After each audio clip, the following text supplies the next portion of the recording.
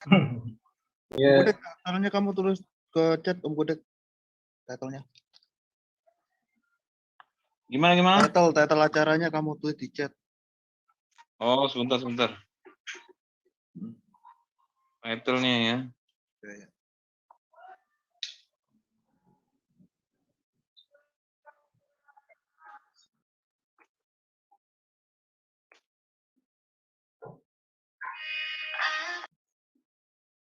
Ya.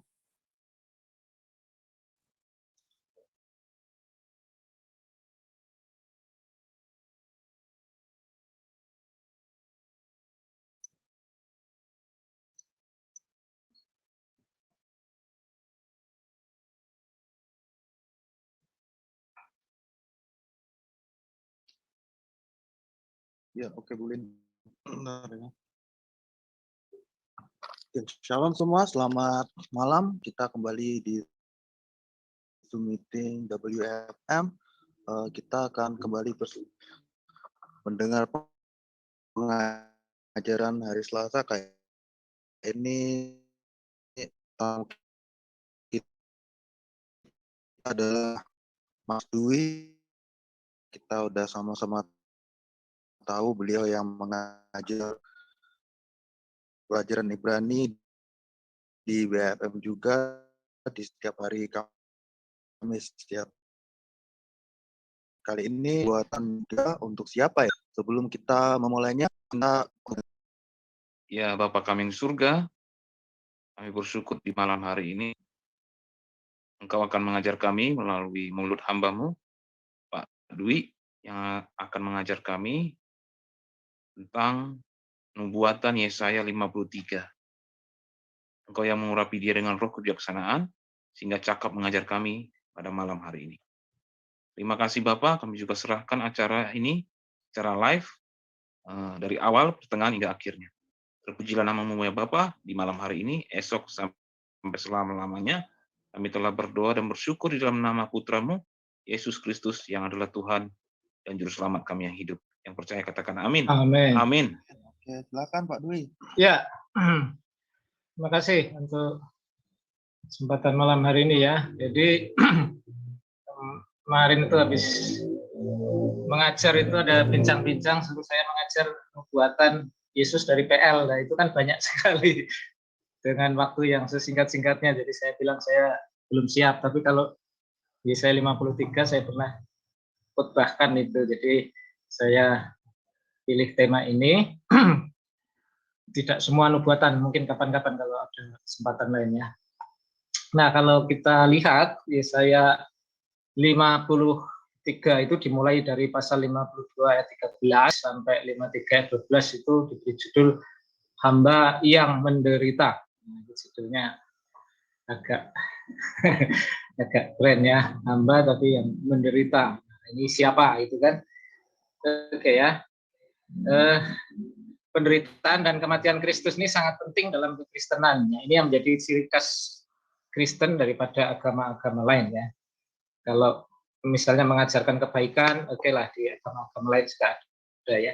Tapi untuk kematian dan kebangkitan itu ya hanya Yesus ya, kematian kebangkitan yang menjadi pengganti atau penebus ya. Konsep penebusan itu hanya di Kristen, kalau di tempat lain tidak ada. Jadi ini menjadi sangat penting bagi iman Kristen ya. Nah, amanat Tuhan Yesus, bukan amanat agung, tapi amanat Tuhan Yesus ya. Selain amanat agung, dia juga memberikan amanat untuk mengingat penderitaan dan kematian Tuhan Yesus ya melalui perjamuan kudus. Jadi setiap kali kita makan dan minum perjamuan kudus, kita selalu ingat akan penderitaan dan kematian Kristus ya. Inilah tubuhku yang diserahkan bagi kamu, berbuatlah ini jadi peringatan akan aku. Cawan ini adalah perjanjian baru yang dimeteraikan oleh darahku, berbuatlah ini setiap kali kamu minumnya menjadi peringatan akan aku. Nah, Rasul Paulus juga berkata, sebab yang sangat penting telah kusampaikan kepadamu, yaitu apa yang telah diterima sendiri, ialah bahwa Kristus telah mati karena dosa-dosa kita, sesuai dengan kitab suci. Nah, sesuai dengan kitab suci. Ini termasuk kitab Yesaya ini juga ya. Bahwa ia telah dikuburkan dan bahwa ia telah dibangkitkan pada hari ketiga sesuai dengan kitab suci. Jadi kematian kebangkitan Kristus, bahkan dari lahir, ya, semua itu sudah ada tertulis dalam kitab suci. Ya. Nah, kematian Kristus itu istimewa, kematian Yesus itu istimewa, ini spesial, lain daripada yang lain. Ya. Apa yang istimewa? Ya, semua orang kan mati, ya. Yang mati disalib itu banyak, bukan hanya Yesus. No? Yang mati disiksa banyak sekali, ya kan? Yang mati muda juga tentunya banyak sekali. Lalu apa yang menjadi istimewa? Kira-kira apa ya yang menjadi istimewanya dari kematian Kristus itu?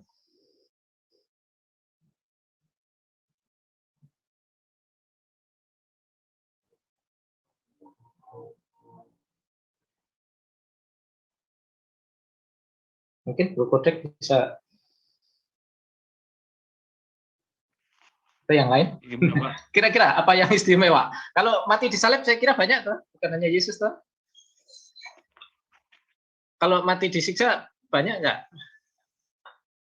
Mati muda banyak nggak? Itu Banyak, tidak punya dosa tapi harus itu Pak. Tidak punya dosa, innocent tapi harus menderita, harus dihukum gitu kan.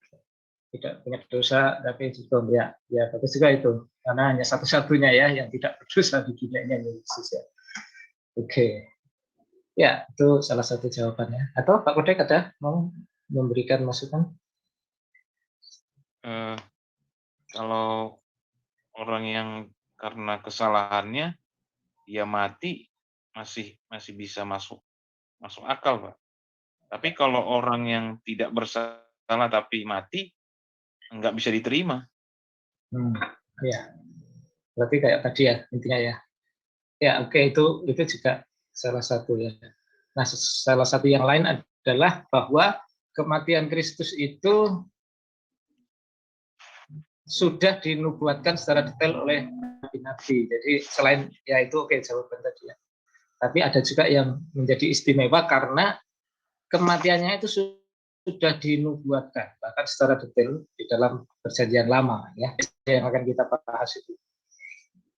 Ini Yesaya itu kurang lebih kan 700 sebelum Masehi ya, jadi kira-kira 700 tahunan peristiwa kematian itu, tapi sudah dituliskan begitu. Nah, ini ya, jadi istimewa sekali. Nanti kita akan detail-detailnya. Nah, Daniel, kita Mazmur, Zakaria, Yesaya, jadi ada banyak sekali ya. Nanti kita tidak akan bahas satu-satu. Kita fokus yang lebih detail itu di Yesaya ini yang kita bahas ini ya. Jadi kematian Kristus yang istimewa. Selain dia tanpa dosa, tanpa salah, tapi ini juga yang menjadi istimewa ya. Detail-detail kematiannya itu juga sudah dituliskan begitu ya. Nah, judulnya itu kan hamba Tuhan yang menderita. Sebenarnya ada 4 nyanyian ya. Di dalam kitab Yesaya itu ada 4 nyanyian tentang hamba Tuhan. Di Yesaya 42 ayat 1 sampai 9 itu judulnya hamba Tuhan. 49 ayat 1 sampai 7 itu hamba Tuhan sebagai terang di tengah segala bangsa. Yesaya 50 ayat 4 sampai 11 itu ketaatan hamba Tuhan. Kemudian Yesaya 52 ayat 13 ya, ini yang kita bahas itu hamba Tuhan yang menderita. Jadi ada 4 nyanyian ya. Nah, kita ambil satu nyanyian Yesaya 50 ayat 13 sampai 53 ayat 12 itu hamba Tuhan yang menderita. Nah, ini Yesaya 53 ini jangan coba-coba dibacakan di kalangan umum orang Yahudi ya, bisa ngamuk karena mereka agak sulit menerima ini. Yesaya 53 ini kan orang Kristen itu menubuatkan Yesus kan. Nah, ini bagi orang Yahudi itu sangat tidak terima itu ya. Tradisi Yahudi, interpretasi Yahudi terutama dari abad pertengahan Masehi menganggap hamba ini sebagai metafora untuk bangsa Yahudi. Nah, jadi penderitaan bangsa Yahudi itulah yang digambarkan di dalam nyanyian ini. Itu menurut versi Yahudi ya. Yahudi yang asli, Yahudi yang KW juga kayaknya sama. Tapi tradisi Kristen, orang-orang Kristen menganggap hamba yang menderita ini merupakan gambaran atau nubuat yang digenapi dalam diri Yesus Kristus. Nah, jadi ada 2 tafsiran ya. Yang Kristen ini tentang Yesus, tapi kalau orang Yahudi enggak, ini metafora untuk bangsa Yahudi. Oke ya.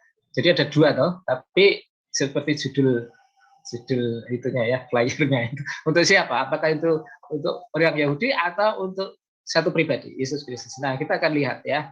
Nanti kita akan lihat siapa sesungguhnya. Ya, boleh-boleh saja toh menafsirkan, silahkan saja. Mereka juga punya hak untuk menginterpretasi. Tapi kita juga punya dalil-dalil ya. Kenapa kok itu Yesus? Ya, siapa hamba Allah ini yang telah menderita bahwa mati dengan mati yang dikasihi Allah dan bagi mengalahkan kuasa dosa dalam perjanjian baru, dan sampai sekarang hanya Yesus satu-satunya yang menggenapi nyanyian hamba ini. Oleh karena itu dia saja yang patut menerima pujian, hormat, dan sembah umat tebusan Allah. Nah, ini kan tafsiran Kristen ya, lain dari Yahudi. Nanti kita lihat detail-detailnya ya. Nah, sebenarnya nyanyian hamba Tuhan menderita ini dibagi menjadi 5 bagian ya. 52 ayat 13-15 bagian pendahuluan itu menyimpulkan bahwa hamba Allah ini harus mengalami direndahkan dan dihina sebelum ia ditinggikan dan dimuliakan. Kemudian hamba Allah ini sejak awal pelayanannya sudah menderita penolakan dan dasar dari orang yang dilayani. Kemudian bagian ketiga itu orang-orang itu menyangka dia jahat dan berdosa sehingga menderita dihukum Allah, padahal dosa-dosa mereka lah yang dipikulnya. Nah, kemudian bagian keempat, demi menyelamatkan orang-orang itu ia tidak memberontak ketika ia diperlakukan sebagai penjahat. Kematiannya pun dianggap sebagai kematian yang pantas bagi penjahat. Bagian kelima itu penutup, ini mengungkapkan keberhasilan hamba Allah tersebut dalam misinya. Kematiannya tidak sia-sia karena merupakan korban karena bersalah di hadapan Allah. Kematiannya berkhasiat memerdekakan para tawanan dosa. Ia bangkit kembali bagikan pahlawan yang menang perang sehingga ia berhak menerima masyarakat, yaitu para musuh. Nah ini ya, jadi kira-kira itu garis besarnya, gambarannya ya. Nah, yang saya mau sampaikan malam hari ini adalah detail-detailnya dari beberapa ayat yang mengapa kita sampai menganggap bahwa itu pasti Yesus bukan yang lain begitu ya. Oke, kita akan lihat satu persatu ayatnya. Nah, di ayat 3, misalnya 53, di ayat 3 ini dikatakan begini. Ia dihina dan dihindari orang, seorang yang penuh kesengsaraan dan yang biasa menderita kesakitan. Ia sangat dihina sehingga orang menutup mukanya terhadap dia, dan bagi kita pun dia tidak masuk hitungan. Nah, saya beri warna merah ini ya, kata dihina itu. Yesus dihina. Ini nubuatannya, belum tahu ya. Kalau di Yesaya kan artinya itu hanya Mesias, itu nubuat seseorang, kita belum tahu ya. Tapi intinya di sini yang dinubuatkan itu si Mesias itu dihina, mengalami penghinaan, ya kan? Nah, kalau kita bandingkan di dalam Matius 27 ayat 39 ayat sampai 44 itu berkata begini, orang-orang yang lewat di sana menghujat dia dan sambil menggelengkan kepala. Mereka berkata, hai engkau yang mau merubuhkan bait suci dan mau membangunnya kembali dalam 3 hari, selamatkanlah dirimu. Jikalau engkau anak Allah, turunlah dari salib itu. Lalu ayat selanjutnya, ini Matius 27 ya. Demikian juga imam-imam kepala bersama-sama ahli Taurat dan tua-tua mengolok-olokkan dia, dan mereka berkata, orang lain ia selamatkan, tetapi dirinya sendiri tidak dapat ia selamatkan. Ia Raja Israel, baiklah turun dari salib itu dan kami akan percaya kepadanya. Ia menaruh harapannya pada Allah, baiklah Allah menyelamatkan dia, jikalau Allah berkenan kepadanya, karena ia telah berkata, aku adalah anak Allah. Nah ini kalau di apa namanya dalam perjanjian baru mengolok-olok. Nah, kira-kira artinya ya walaupun beda kata tapi masih satu ini ya, satu maksud ya. Dinubuatkan bahwa Mesias itu dihina. Nah, ini dikatakan diolok-olok. Di sini dihujat, menghujat, mengolok-olok. Berarti Yesus menggenapi ya. Dan yang ke Matius 27:39, bahkan penyamun-penyamun yang disalibkan bersama-sama dengan dia mencelanya. Jadi ada kata menghujat, ada kata mengolok-olok, ada kata mencela. Nah, Yesus itu diperlakukan seperti itu, ya enggak? Berarti cocok sekali dengan ayat 3, ia dihina. Yesus mengalami penghinaan, baik dari penyamun-penyamun, baik dari imam kepala dan lain sebagainya itu ya. Kata yang dipakai itu mengolok-olok, mencela, menghujat, ya kan? Itu kan bukan pujian, semuanya itu konotasinya kan hinaan semua ya. Bahkan ini Matius 26 ayat 67. Lalu mereka meludahi mukanya dan meninjunya. Orang-orang lain memukul dia, meludahi. Ini penghinaan bukan? Kalau meludahi itu. Penghinaan atau pujian kalau meludahi? Kira. Iya. Penghinaan jelas kan? Jadi walaupun tidak kata dihina tulisannya, tapi perlakuan ini kan bentuk penghinaan. Mereka meludahi mukanya. Jadi pasal 53 ayat 3 ini ya semuanya Yesus cocok semua ya. Tidak ada yang tidak ya. Kata dihina itu. Diludahi, diolok-olok, kemudian apalagi tadi ya, dicela atau mencela. Nah, ini kan kata-kata yang maknanya hampir sama ya. Nah, kemudian di ayat 4, tetapi sesungguhnya penyakit kita lah yang ditanggungnya dan kesengsaraan kita yang dipikulnya. Padahal kita mengira dia kena tulah dan dipukul dan ditindas Allah. Nah, kalau kita baca di 1 Petrus 2 ayat 24, ia sendiri telah memikul dosa kita ya, di dalam tubuhnya di kayu salib, supaya kita yang telah mati terhadap dosa hidup untuk Tuhan. Oleh beliau kamu telah sembuh. Penyakit kita yang ditanggung. Kalau di sini dosa kita yang dipikul. Jadi artinya di sini ada sebuah konsep pengganti. Konsep pengganti. Nah, siapa? Tetapi sesungguhnya penyakit kita yang ditanggungnya. Ya kan? Jadi dia menderita itu menanggung, konsep pengganti. Nah, sekarang saya mau tanya tuh. Ini kalau orang Yahudi kan memang menderita di bawah kekuasaan siapa itu Nazi dan lain sebagainya ya. Kemudian di abad pertama juga menderita. Dihina, oke lah, orang Yahudi juga dihina. Tapi apakah konsep ini ada ya kan pada orang Yahudi? Apakah orang Yahudi itu menderita untuk menggantikan seseorang atau menggantikan bangsa lain atau apa? Atau kalau ada seseorang yang seperti ini siapa? Selain Yesus, ada tidak? Kira-kira Bapak Ibu bisa berpikir nih. Ini kan pengganti. Penyakit kita yang ditanggung. Dia menderita tapi sebenarnya penyakit kita. Penyakit itu bisa penyakit jasmani, bisa penyakit rohani kan. Jadi ada konsep pengganti. Nah, siapa? Adakah manusia selain Tuhan Yesus yang kematiannya itu menggantikan orang lain? Monggo kasih pendapat. Ada yang mau kasih pendapat? Ada enggak? Kematian seseorang atau kalau ini dinubuatkan sebagai bangsa Israel metafora tadi ya. Di mana konsep penggantinya kalau itu di Yesaya ini ditafsirkan sebagai metafora untuk orang Yahudi yang menderita. Memang orang Yahudi itu menderita, tetapi apakah ada konsep ini menanggung untuk orang lain? Ada yang mau memberi respon? Kalau konsep pengganti bukannya seperti Ishak itu yang digantikan domba itu, Bu? Iya, itu kalau kita merunut dari kejadian pasal 3 itu sudah mulai konsep penggantian itu.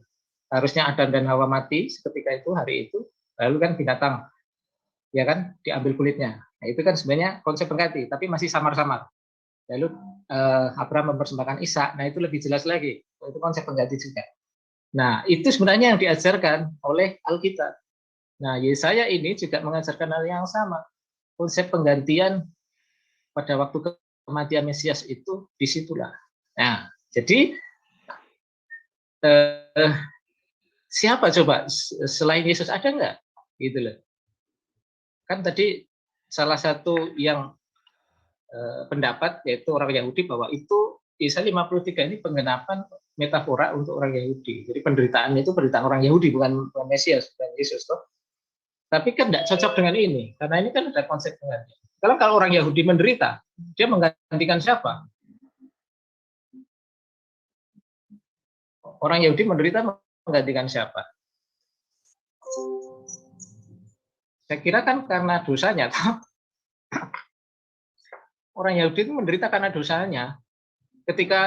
Ketika ditawarkan oleh Pilatus, ini kamu mau siapa? Yesus atau Barabas? Penjahat itu kan. Mereka menolak Yesus kan.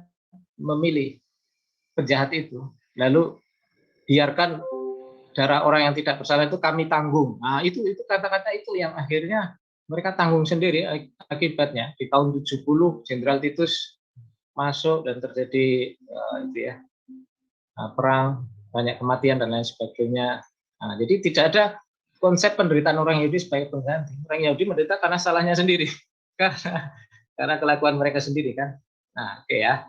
Jadi ini yang membuat kita yakin bahwa Yesaya 53 itu pasti Yesus. Karena tidak ada yang lain yang kematiannya itu menjadi pengganti untuk orang lain, tidak ada.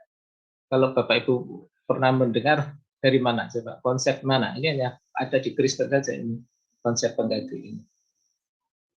Itu ya. Lanjut. Tetapi dia tertikam oleh karena pemberontakan kita. Dia diremukkan oleh karena kejahatan kita. Ganjaran yang mendatangkan keselamatan bagi kita ditimpakan kepadanya dan oleh gurunya kita menjadi sembuh. Oleh gurunya menjadi sembuh tadi di Petrus juga ada ya. Nah, dia tertikam, meholal. Itu bisa tertikam, tertusuk, atau juga terluka. Gitu ya. Nah, di dalam Yohanes 19 ayat 34, tetapi seorang dari antara prajurit itu menikam lambungnya dengan tombak dan segera mengalir keluar darah dan air. Nah, ini malah persis kata-katanya ya, dinubuatkan bahwa Mesias itu tertikam. Nah, ini juga Yohanes 19 ini penggenapannya. Prajurit itu menikam, itu ya. Nah, ini gambarannya, ini ada di banyak ya. Jadi betul-betul ini betul-betul persis sekali apa yang dinubuatkan. Ya, Yesus itu ditikam lambungnya. Ah, siapa ya kalau diartikan metafora Yahudi dia tertikam itu siapa? Karena ini sebenarnya udah jelas ya, dia itu kan satu orang ya. Satu pribadi. Tapi orang Yahudi menafsirkan itu metafora untuk bangsa. Tapi tertikam apa artinya? Arti tertikam itu apa kalau bangsa Yahudi tertikam?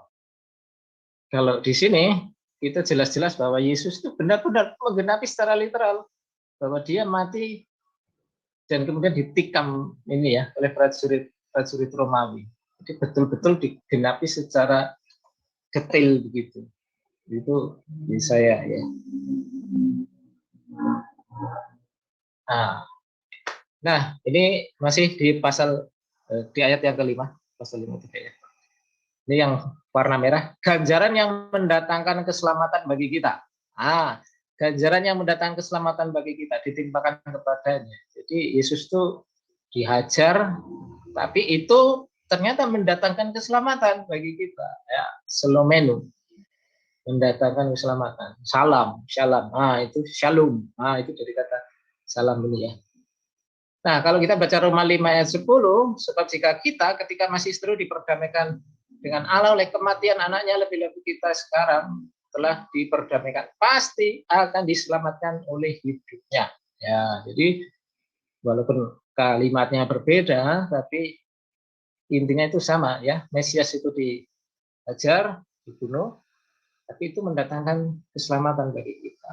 Nah, Roma, ini Paulus menulis bahwa kematian Yesus itu yang menyelamatkan kita. Kita akan diselamatkan oleh hidupnya. Nah, sekarang siapa selain Yesus? Kematian yang menyelamatkan, kematian siapa di dunia?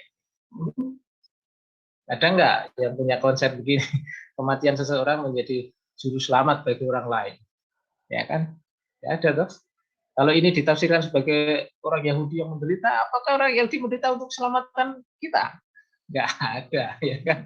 Enggak ada sangkut pautnya dengan kita, toh. Bagi orang. Nah, jadi kalau Yesus memang betul-betul ini detail sekali kematiannya itu, dia ditikam, ya. Dia mati untuk menggantikan, iya. Dia mati untuk keselamatan kita manusia, iya. Jadi tidak ragu kita meyakini bahwa Yesaya 53 itu nubuat bagi Yesus. Ya. Ini menjadi pertanyaan kita, penderitaan dan kematian siapa yang mendatangkan keselamatan? Ada enggak di seluruh dunia ini kematian seseorang yang mendatangkan keselamatan? Jadi dari sini kita bisa meyakini bahwa nubuat itu ya hanya Yesus yang cocok.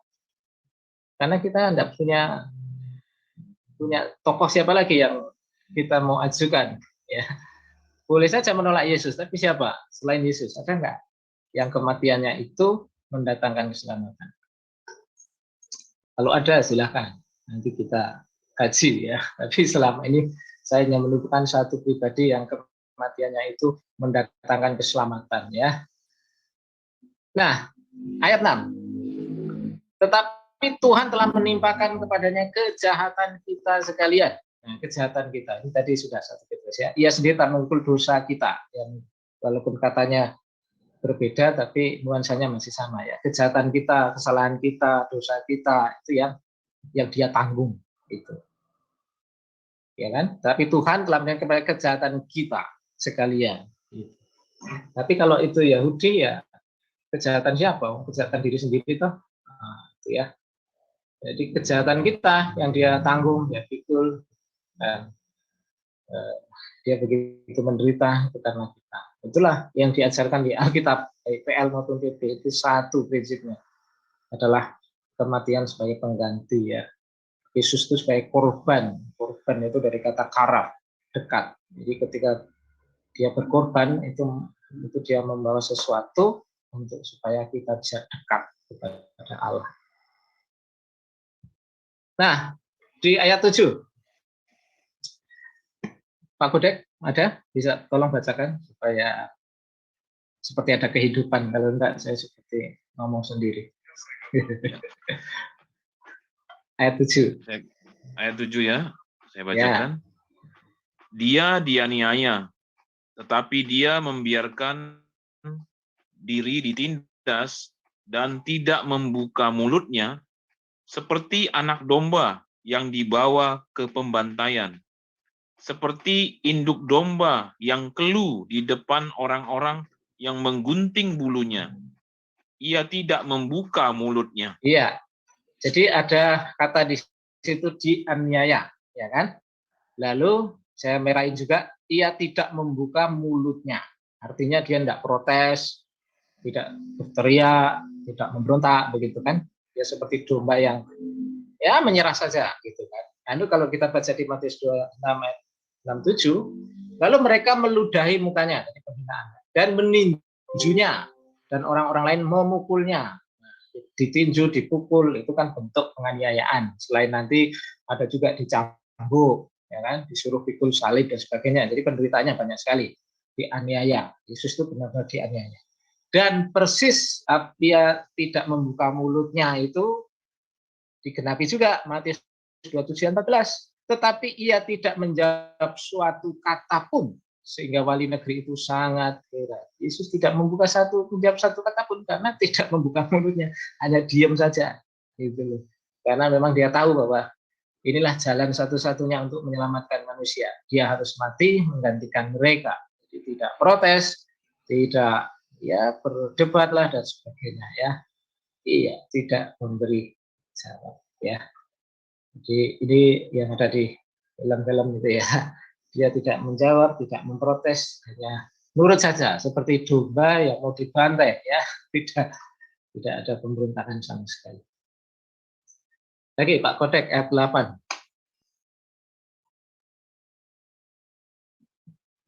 Yang lain monggo. Ayat 8, ya. Ya. Saya bacakan ayat 8. Sesudah penahanan dan penghukuman ia terambil, dan tentang nasibnya siapakah yang memikirkannya? Sungguh ia terputus dari negeri orang-orang hidup, dan karena pemberontakan umatku ia kena tulah. Ya, ia terputus dari negeri orang-orang hidup. Ini kan gaya bahasa puisi, ya. Terputus dari negeri orang hidup, artinya dia mati, gitu, ya. Nah, di dalam Yohanes 19 ayat 30, sesudah Yesus meminum anggur asam itu, berkatalah ia, sudah selesai. Lalu ia menundukkan kepala dan menyerahkan nyawanya. Ini kalau bahasa Indonesia sehari-hari langsung terus terang dia. Yesus mengecap air anggur itu, lalu berkata sudah selesai. Lalu ia menundukkan kepalanya dan meninggal. Nah, ya. Jadi intinya mati, ya. Yesus itu benar-benar sampai mati, gitu.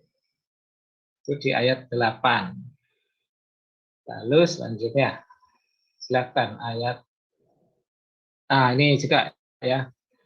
Masih di ayat 8, mati ya. Sebab dengan matinya sebagai manusia, ia telah mati huntara dan sebagainya. Ini tulisan dari Paulus ya, matinya. Jadi Yesus benar-benar mati, bukan pingsan ya. Ayat 9. Monggo, siapa yang mau baca ayat 9?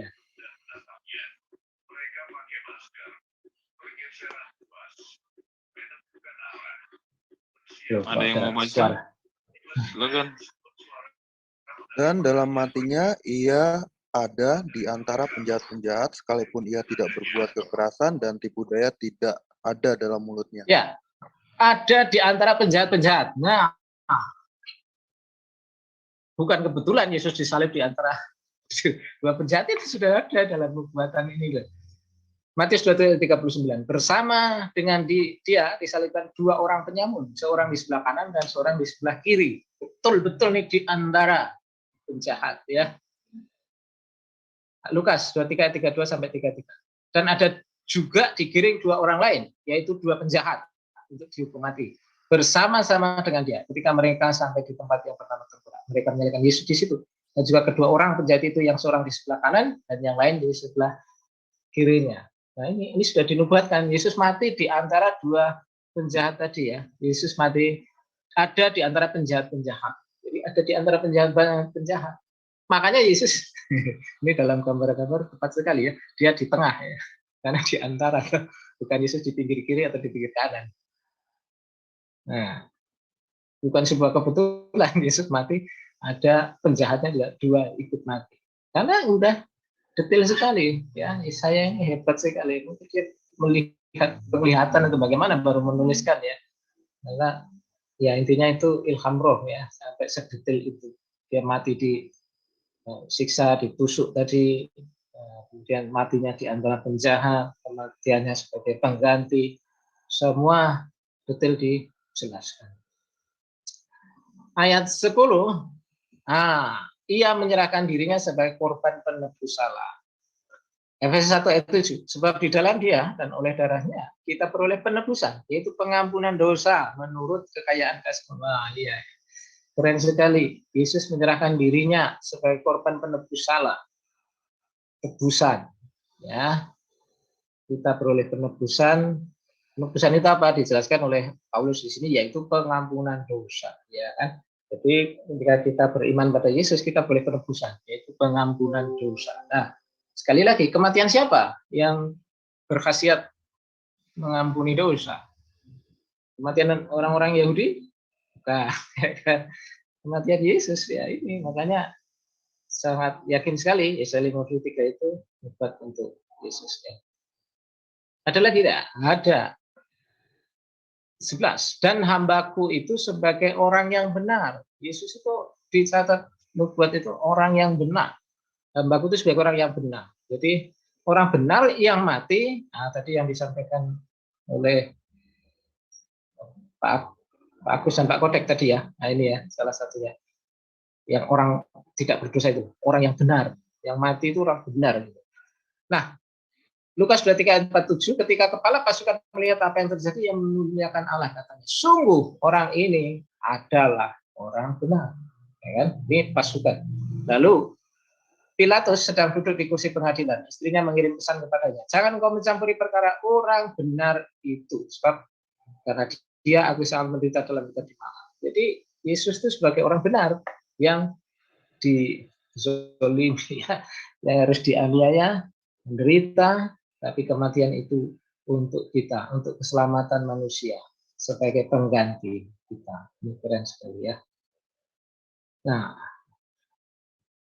lagi Lukas 23. Kata Pilatus itu ketika kalinya kepada mereka, kejahatan apa yang sebenarnya telah dilakukan orang ini? Tidak ada suatu kesalahan pun yang kudapati padanya yang setimpal dengan hukuman mati. Tidak ada satu kesalahan pun yang kudapati setimpal, karena dia benar toh. KPR 3:14. Tetapi kamu telah menolak yang kudus dan benar, serta menghendaki seorang pembunuh sebagai hadiahmu. Orang Israel malah pilih seorang penjahat toh daripada Yesus. Nah, akibatnya mereka menderita sendiri. Ya, kemudian orang benar itu akan membenarkan banyak orang oleh hikmatnya dan kejahatan mereka dia pikul. Nah, membenarkan banyak orang. 2 Korintus 5 ayat 21. Dia yang tidak mengenal dosa telah dibuatnya menjadi dosa karena kita, supaya dalam dia kita dibenarkan oleh Allah. Ya, jadi membenarkan ya. Jadi kita yang berdosa sesungguhnya, tapi kita dibenarkan karena korban Yesus. Di ayat 12. Berdoa untuk pemberontak-pemberontak. Nah, Yesus berkata, ya Bapa, ampunilah mereka, sebab mereka tidak tahu apa yang mereka berbuat. Keren sekali ya. Jadi ya, Yesus itu mati, dia nggak berontak, dia aniaya, dan malah berdoa untuk pemberontak-pemberontak. Betapa kasihnya luar biasa ya. Ampuni mereka, mereka nggak tahu apa yang mereka berbuat. Nah, inilah yang paling hakiki dalam kekristenan ya.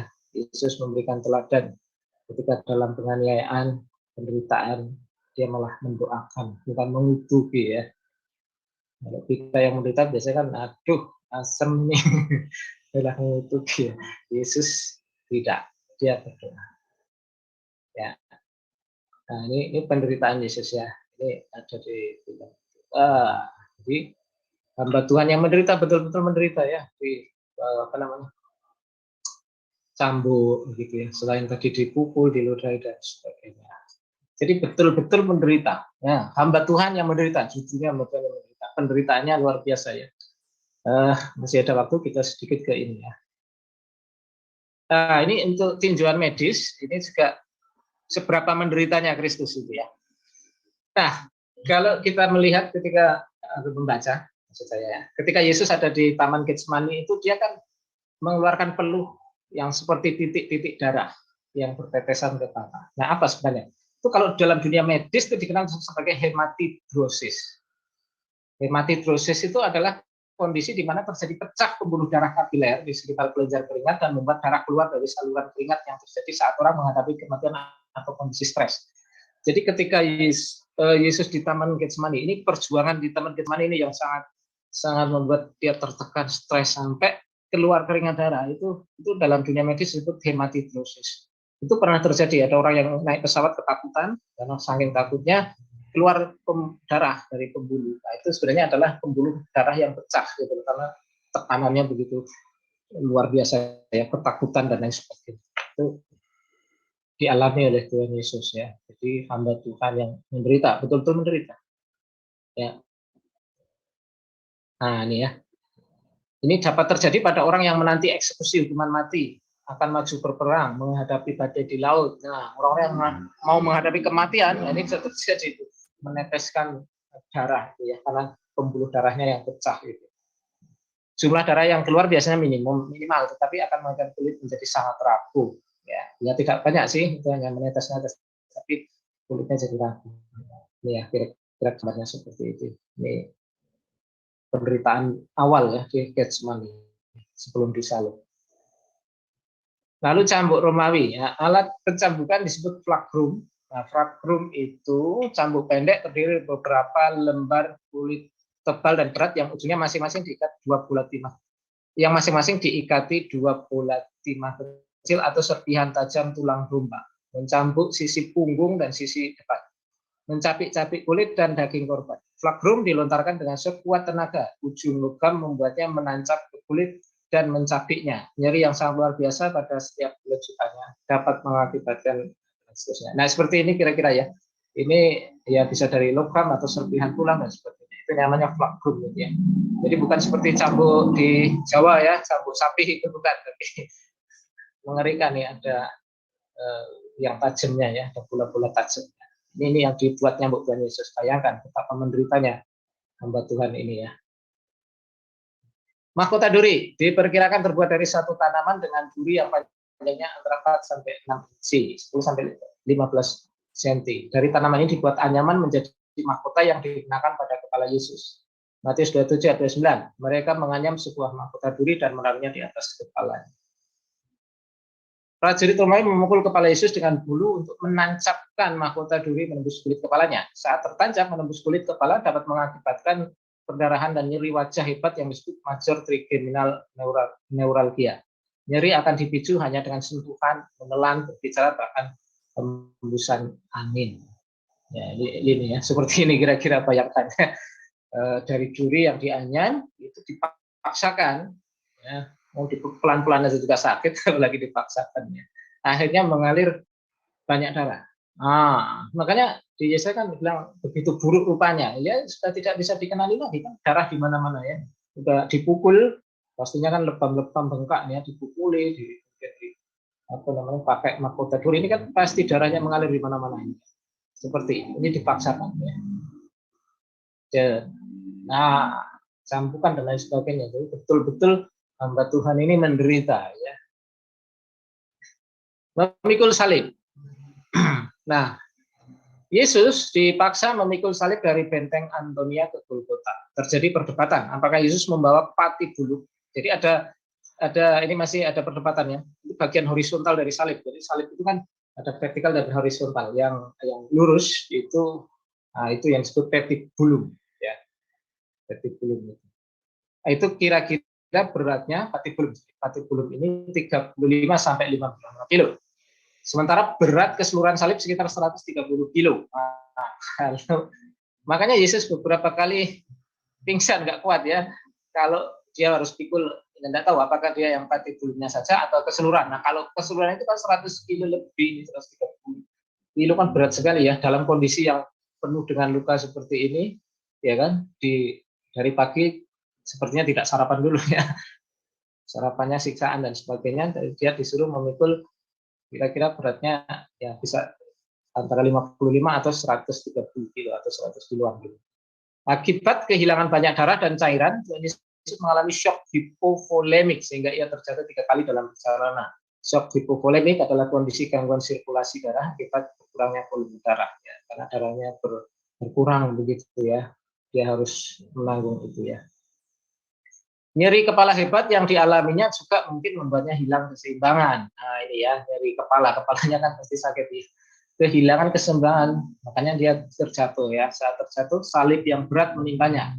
Simon dari Kirene dipaksa membawakan salib Yesus saat Yesus sudah tidak mampu lagi memikulnya. Ya, ini sumbernya dari Sabda ya, saya hanya ambil dari Sabda. Seperti ini ya.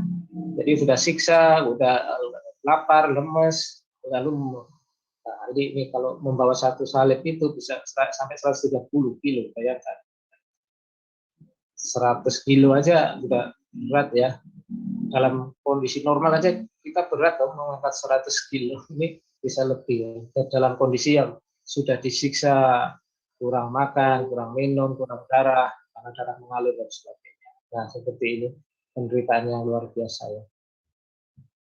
Ya. Sampai jatuh, sampai digantikan, ditolong oleh Simon Kirene itu ya. Dan kemudian paku ya, dipaku pada kayu salib dengan posisi terbaring, beberapa prajurit Romawi memegangi tangan dan kakinya. Tangannya dipaku pada kayu salib dengan paku besi sepanjang 13 sampai 18 cm. Nah, terjadi perbedaan pendapat peneliti di bagian mana tangan Yesus dipaku, pergelangan atau telapak. Namun semua sepakat bahwa kedua tempat tersebut dilalui oleh saraf medianus. Nah ini saraf ini yang ditusuk kena saraf ini. Bayangkan sarafnya yang kena paku kayak gitu, apa enggak nyeri sekujur tubuh ya. Nah kira-kira gambar pakunya seperti ini. Ilustrasi. Bayangin seperti itu harus masuk di tangan atau kaki ya. Betul-betul menderita ya. Paku di tangannya, terjadi nyeri yang sangat hebat saat saraf medianus ditembus oleh paku yang disebut dengan kausalgia. Nyeri seperti panas terbakar yang bertambah berat dengan sedikit gerakan dan sentuhan. Sekali ya. Nah, dapat memicu shock traumatik jika tidak dinetralisir dengan narkotik. Beberapa meyakini bahwa sendi bahunya terlepas saat prajurit bermain memisahkan posisi tangannya. Ditetapkan pada lubang di kayu, tapi ini kan belum tentu benar juga ya, hanya keyakinan. Paku di kakinya akan menembus saraf plantar, juga akan menyebabkan nyeri hebat pada saat dipaku pada kakinya. Lutut Yesus dalam kondisi terlipat untuk meluruskan kaki dengan pijakan salib stipes. Ini akan mengakibatkan kram dan kesemutan pada tungkai dan tumit. Ya, bayangkan gitu ya, pakunya panjang dan besar seperti ini. Nah, kemudian dia kondisi seperti ini agak susah bernapas ya. Untuk bernapas Tuhan Yesus harus agak meluruskan badan. Nah, itu sangat sakit sekali di bagian kaki yang tertusuk. Jadi penderitaannya betul-betul luar biasa ya. Anggur bercampur empedu diberikan pada Yesus saat sebelum penyalibannya. Anggur bercampur empedu dipercaya sebagai pereda nyeri, pereda analgesik. Yesus menolak meminumnya, tidak ingin dikurangi setiap sakit dan penderitaannya. Lalu mereka memberi dia minum anggur bercampur empedu. Setelah ia mengucapnya, ia tidak mau meminumnya. Setelah menyalibkan dia, mereka membagikan pakaian. Jadi Yesus tidak mau mengurangi penderitaannya. Dia harus tanggung semua segala bentuk kesakitan yang harus ia tanggung untuk menggantikan kita. Nah, gangguan pernafasan di atas kayu salib. Tarikan pada kedua lengan Yesus mengakibatkan sulitnya mengeluarkan nafas. Yesus harus meluruskan posisinya untuk dapat membuang nafas. Padahal setiap gerakan akan memicu nyeri hebat pada sekujur tubuhnya. Jadi ketika dia mau bernafas, dia harus luruskan begitu. Nah, bayangkan ketika meluruskan itu kan kakinya, tumpuan di kaki itu kan berat ya, ditahan oleh paku tadi. Wah, bayangkan itu betapa menderitanya hamba Tuhan ini. Akhirnya Yesus wafat ya. Setelah 6 jam disalibkan, Yesus wafat. Bayangkan 6 jam disalib. Aduh, luar biasa ya. Dugaan penyebab kematian Yesus, kesulitan bernapas, tidak cukup buat alasannya. Efusi perikardium, penumpukan cairan pada jantung akibat cedera jantung atau karena kerja jantung yang berlebihan akibat stres. Shock hipovolemik, gangguan sirkulasi darah. Ya, penyebab matinya ya banyak sekali yang sudah disiksa sedemikian rupa ya. Kehilangan banyak darah, pendarahan luar dan organ dalam, dehidrasi, keringat, muntah, tidak makan dan minum. Yesus berseru pula dengan suara nyaring lalu menyerahkan nyawa. Yesus tidak mati, dia menyerahkan nyawanya.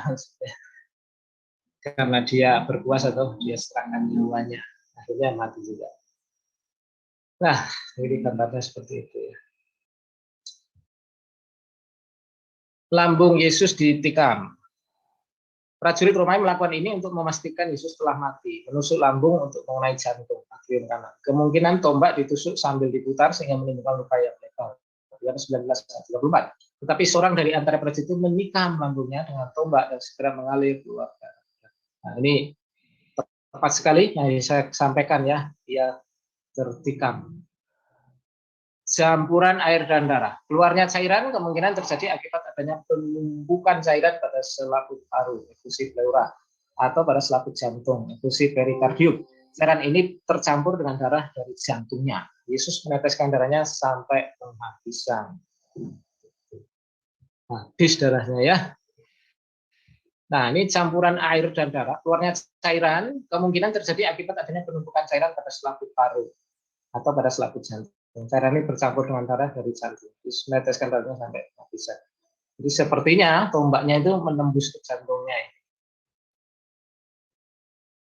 Oke, saksi mata penderitaan Kristus. Nah, banyak saksi matanya. Yesus itu bukan, penyaliban itu bukan mitos ya, saksi mata. Hanas, mertua Kayafas, imam besar Kayafas bersama semua imam kepala, ahli-ahli Taurat dan tua-tua. Simon Petrus bersama seorang murid lain dan pengawal-pengawal, prajurit-prajurit, serdadu-serdadu, Pontius Pilatus. Macam-macam saksi mata itu Yesus itu. Nah, seluruh rakyat atau orang banyak, orang-orang Yahudi yang ingin Yesus disalibkan, yang demo-demo itu kan saksi mata semua itu. Salibkan dia, salibkan dia. Kemudian 2 orang penjahat, penyamun, ini juga saksi mata. Simon orang Kirene, ini juga saksi mata. Perempuan yang mengikuti Yesus dari Galilea, di antaranya Maria ibu Yesus, Salome, Maria Magdalena, Maria ibu Yakobus, dan Yusuf dan murid. Wah, banyak sekali saksi matanya. Jadi tidak diragukan ya. Kemudian kesaksian dari luar Alkitab juga ada ya. Kematian Kristus itu bukan hanya di dalam Alkitab saja. Flavius Josephus itu sejarawan Yahudi, orang Yahudi itu mencatat, memberikan kesaksian dalam bukunya. Nah, ini Antiquities of the Jews Book. Nah, itu bacanya bagaimana? Ya, buku Yahudi nih, Flavius Josephus, sejarawan itu ya. Ini tulisannya begini, pada masa inilah muncul Yesus, orang yang bijaksana, kalau boleh dia disebut manusia, karena dia adalah seorang yang mengerjakan perbuatan-perbuatan yang menakjubkan dan seorang guru bagi mereka yang menerima kebenaran yang menyenangkan. Dia telah memikat banyak orang Yahudi dan orang Yunani. Dia ini adalah Kristus, dia ini adalah Kristus. Wah, ini sudah langsung ya, orang Yahudi sendiri. Dan ketika Pilatus atas desakan orang penting di antara kita telah menghukumnya menghukumnya ini ini adalah dia, di kayu salib. Mereka yang sejak semula mengasihinya tidak berhenti mengasihinya, karena pada hari ketiga dia telah menampakkan diri kepada mereka dalam keadaan hidup kembali. Jadi kebangkitannya juga ditulis ya. Para nabi Allah menubuatkan hal ini dan berbicara tentang aneka hal ajaib tentang dia. Dan klan Kristen demikian disebut namanya masih bertahan sampai hari ini. Ini orang Yahudi, ya, Flavius Josephus. Kemudian Cornelius Tacitus, ini sejarawan Roma. Ini dia menulis ya. Nah, saya bacakan yang kitab saja. Kristus, dari mana nama ini berasal, yang menderita hukuman yang ekstrim, dieksekusi dalam pemerintahan Tiberius di tangan prokurator kita Pontius Pilatus. Dan sebuah ketidakmasukakalan yang banyak mencelakakan, karena ketika dicek pada waktu itu meletus lagi tidak hanya di Yudas bertahun kejahatan ini dan seterusnya ya. Tapi intinya ini menuliskan bahwa Yesus mati ya pada zaman Pontius Pilatus. Kemudian Lucianus dari Samosata, seorang filsuf dan sejarawan Yunani ya. Ini orang Yunani sudah tulis ya. Sekarang dia menemukan para imam dan ahli Taurat dari 11 orang Kristen di Palestina dan mengambil keyakinan aneh mereka. Saya dapat memberitahu Anda, ia dapat dengan cepat keyakinan mereka akan berulang. Nabi, penatua, pemimpin sinagog, dia adalah kesemuanya sekaligus dan seterusnya.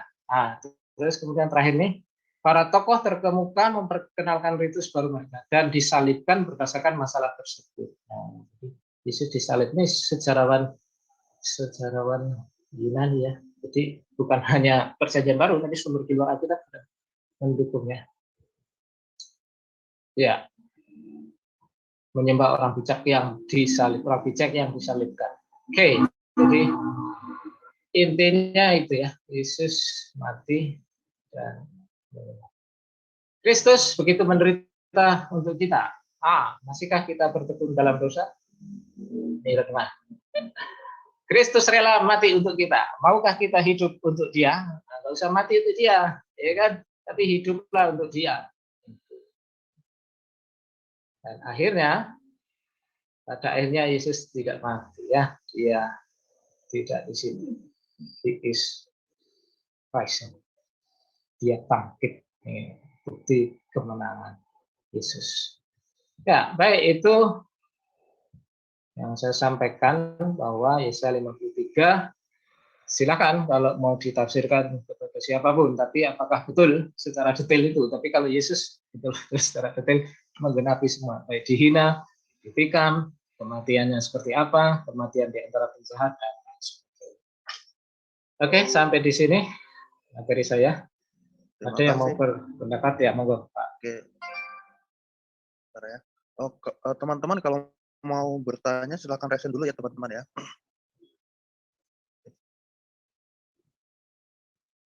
Atau mungkin mau tutup dengan doa dulu Pak Dwi sebelum kita Monggo.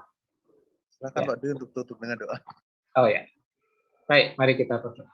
Bapa yang di surga, malam hari ini kami bersyukur kami belajar tentang buat Yesaya yang begitu detail menjelaskan kematian dari hamba yang menderita, yang kami yakini tidak lain adalah Yesus Kristus yang rela mati, tidak membuka mulutnya, tidak protes, tapi menanggung semua kesalahan kami, dosa kami, kejahatan kami, dan kami punya pengharapan keselamatan. Kami punya pengharapan keselamatan. Kami bersyukur Tuhan, Engkau rela mengorbankan dirimu Tuhan, untuk kami semua yang berdosa, untuk kami semua yang sesungguhnya tidak layak. Tidak ada kebaikan dalam diri kami. Kami semua orang berdosa. Namun kami bersyukur Allah mengasihi kami, mengutus Yesus Kristus yang mati menjadi pengganti kami. Terima kasih Tuhan. Inilah berkat rohani yang terbesar sepanjang sejarah. Terima kasih Tuhan. Kami akhiri kelas ini dalam satu nama yang berkuasa, Yesus Kristus Tuhan Juru Selamat kami. Amin. Amin. Ya teman-teman. Oke. Terima kasih Pak Dwi. Ya. Oke, aku silakan kalau yang mau bertanya.